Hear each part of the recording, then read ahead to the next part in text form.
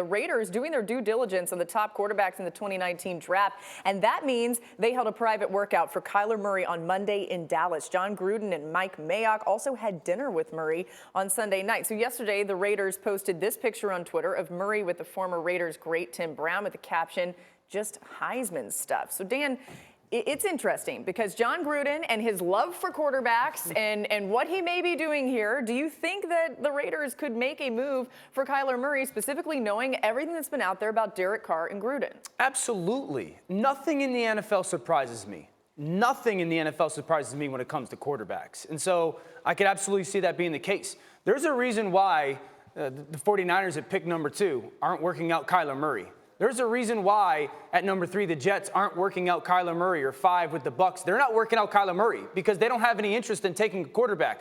The Raiders are doing their due diligence, and there's no doubt about it. And Derek Carr and Jon Gruden have had their issues, and are they the long term? No matter what they say, they've got the ammunition to go get a guy. And the fact that they're working out Kyler Murray is enough for me to go, there's real interest, because you only get so many opportunities to do this as an organization. You only get so many chances to go work out a guy. Teams don't waste it when you have the 4th pick. Let me say 2 things about Jon Gruden. One, as I've said a million times, and anyone who knows him knows, his favorite quarterback is always the next one he might get.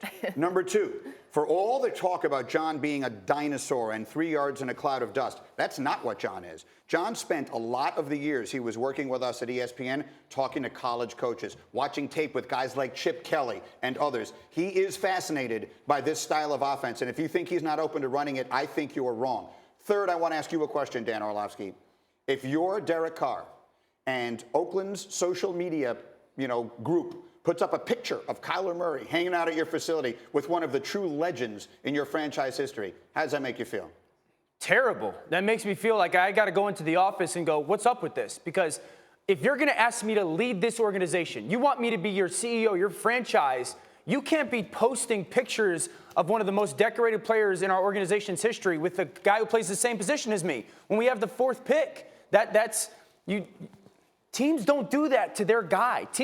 The Packers would never do that to Aaron Rodgers. The Patriots would never do that to Tom Brady. Yeah, and remember, Derek Carr had a little bit of a rough moment on social media last season. So he saw this, and it had to have bothered him. The one thing I always wonder about is just what connection, if any, there is between the social media departments and the rest of the sports teams. Because we so often see teams tweet things or post things in general that seem incongruous with what the franchise is doing. If there is any connection whatsoever, then this is a slap to the face of Derek Carr. In many ways, we're all representative of this show, which is your show, Greeny. Would you allow us to just go post whatever we wanted about this show? No, it would be like, hey, you can't be doing that because you're representing. It's just like you have a name on the back of your jersey, but you also have a name on the front, and you represent the name on that front. So I can't imagine the Raiders social media department just did this on their own. This is a very interesting development, and it's not going away.